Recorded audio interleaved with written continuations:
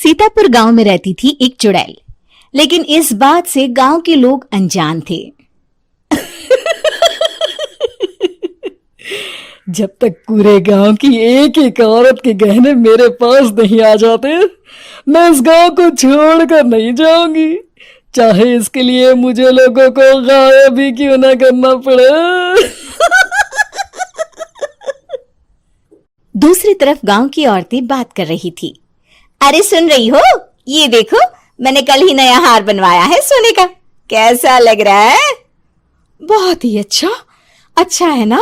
पहले तुम पहनो, फिर शादी में अपनी होने वाली बहू को दे देना।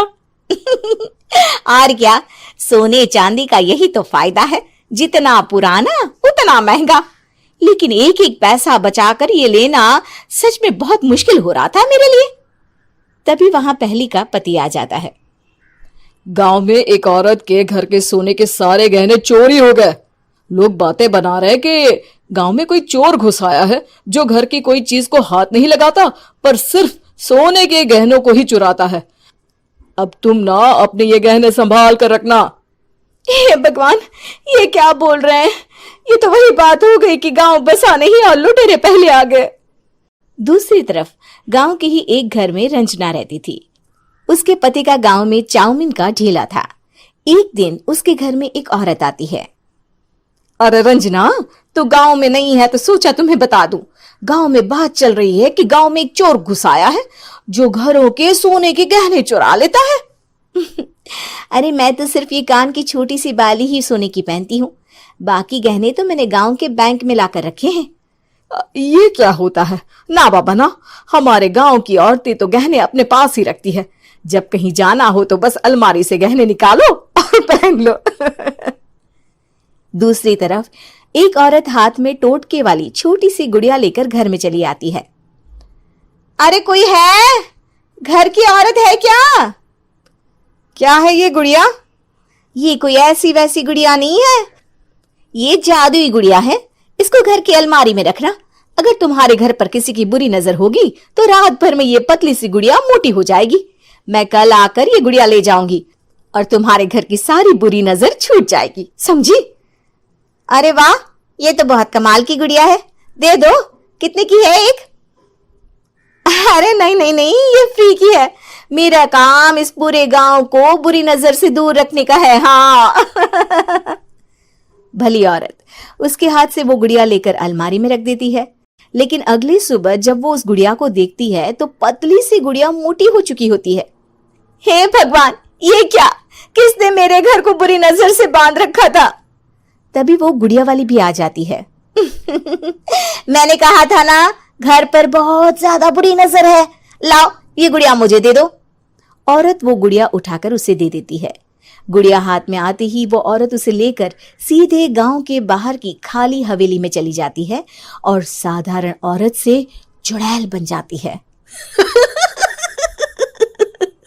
अरे पगली, गांव वाली इस गुड़िया के पेट में तेरे घर के सारे गहने हैं।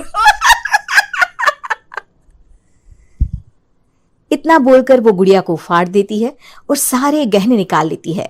वहीं दूसरी तरफ, हे भगवान, मेरे घर के सारे गहने चोरी हो गए। उस औरत के घर के आसपास लोगों का जमावड़ा हो जाता है और लोग बातें करने लगते हैं। लो जी, ये भी घर गया। पता नहीं कौन चोर है जो इतनी होशियारी से गहने चुरा लेता है। कुछ समझ में नहीं आ रहा कि कौन है।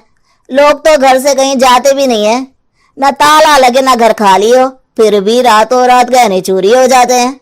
अरे हम तो कहते हैं लोगों को बारी बारी चौकीदारी करनी चाहिए, चोर को तो पूरे गांव वाले मिलकर पकड़ ही लेंगे। लोग बारी बारी घरों की चौकीदारी भी करते हैं, लेकिन चोरी होने का सिलसिला रुकता ही नहीं। फिर एक दिन रंजना के पड़ोस से भी रोने की आवाज आती है। अरे आज ही घर की बुरी नजर उतरी और आज ही सारे गहने भी चोरी हो गए। कैसी बुरी नजर? क्या हुआ था?